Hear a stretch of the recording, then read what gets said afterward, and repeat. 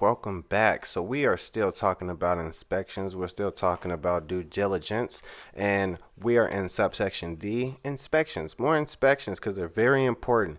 We want to know which inspections are we going to do, who's going to pay for them, and what's going on with that. All right. So of course, once you go through here with your realtor, you'll have a fine understanding of what it is important for that property to get inspected and who should pay for it. If it's in a seller's market, you might want to be careful about what you ask the seller to pay for. If it's a buyer's market, then hey, seller might want to be a little more lenient to helping get some of these things taken care of if they have nothing to worry about. And with that being said, once all of this is filled out and we get that going, we have an understanding of who's going to pay for these things, and will it be paid in escrow, outside of escrow, usually outside of escrow for things such as home inspections and things of the sort. And there we have it.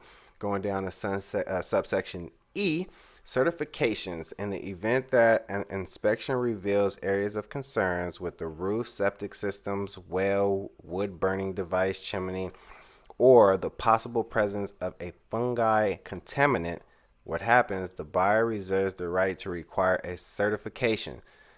And again, this expense for certification will be paid outside of escrow unless the parties present instructions to the contrary. So, bam, there you have it. So, if we find something wrong, again, we can come to the table and I want a certified letter from somebody saying these things are taken care of. And there we go. We move forward. And going into subsection F, which is buyer's request for repairs. This is what I was talking about earlier. We find a bunch of things in the inspection. The roof is leaking, and we have a busted pipe, we have termites, whatever it is.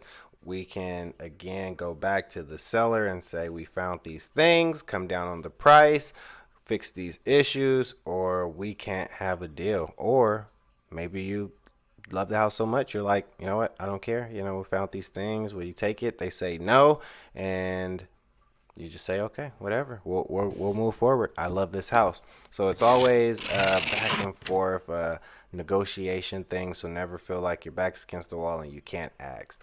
And again, with this buyer's rights to these repairs, you also remember you will get something that's called a seller's real property disclosure, which is all the items that they already are aware of or anything that they've already done to the house. So we could have an idea up front and we have to get an inspection, or we know what to get re-inspected if there was a leak or if there was something wrong with the house prior. I've seen water heaters bust all the time. They say they got it fixed, but it wasn't a licensed person. So go back over their work, and there's a bunch of safety issues. So hey, we found this issue.